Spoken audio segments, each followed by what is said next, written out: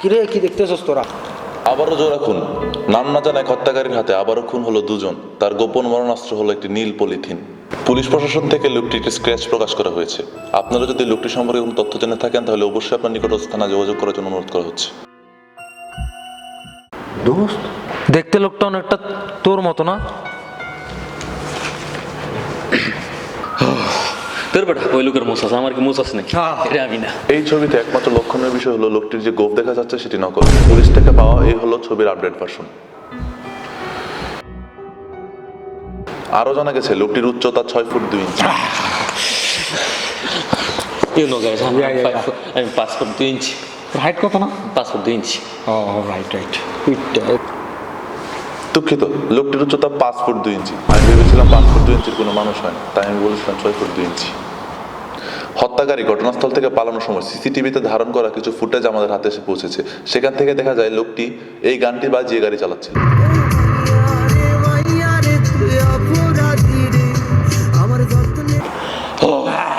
সবাই জানো আমি এই গানটা চরম হেট করি। Oh my God, I hate this song. A few moments later. আমি নাকি এটা গান? তোর বেটা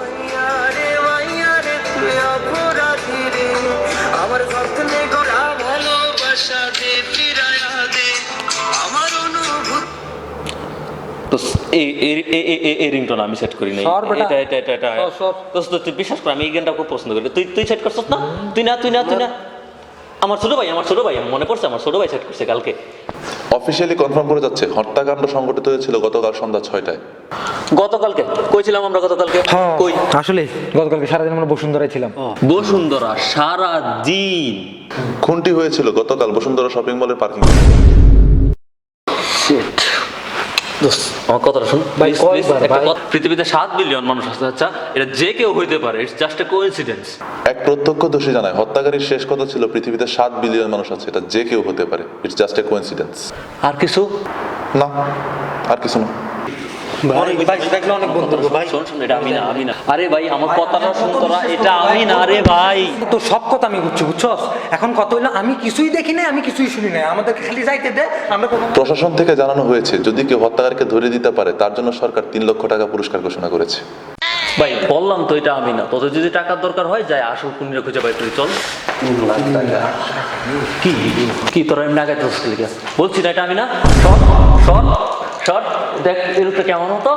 দেখ দোস্ত দেখ গুলি বেরিয়ে যাবে কিন্তু আমরা কিন্তু বন্ধু। দেখ ছোটবেলা থেকে একসাথে দোস্ত মুভি দেখবো ভাই।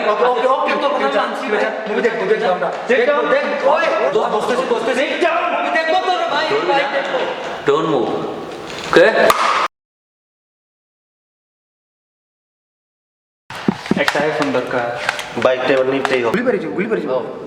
ওই দেখো আরে কে উঠছে রে বাবু? কে উঠছে? দাদু এখন গুলি কার হাতে? পুলিশ কিন্তু আসতেছে, বুঝছো? আসতেছে।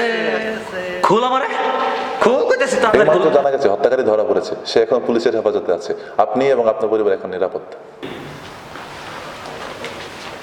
প্র্যাঙ্ক ছিল, প্র্যাঙ্ক খোল কইছিস মামা, খুলতেছি ওই তাড়াতাড়ি খোল। আরে বেটা খোল কইতেছি। এই আমি আসো না, আমি খোলা যাচ্ছে না। প্র্যাঙ্ক তাড়াতাড়ি খোল। বন্ধু এটা মজা ছিল। মজা না? আরে মজা। ছোটবেলা থেকে বেটা তুই এই প্র্যাঙ্কটাই বুঝলি না বেটা। আমরা কি বলছিলি তুই?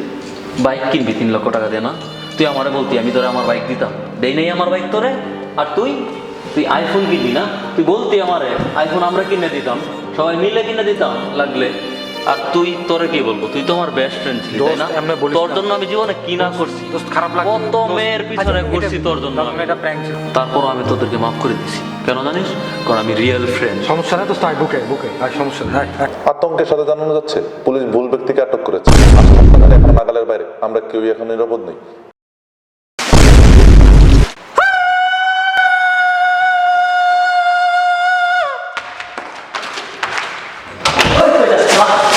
পুলিশ 48 ঘন্টার মধ্যে হত্যাকারীকে গ্রেফতার করার জন্য অঙ্গীকারবদ্ধ হয়েছে এবং সে এই মুহূর্তে আরেকটি এটা আমি না।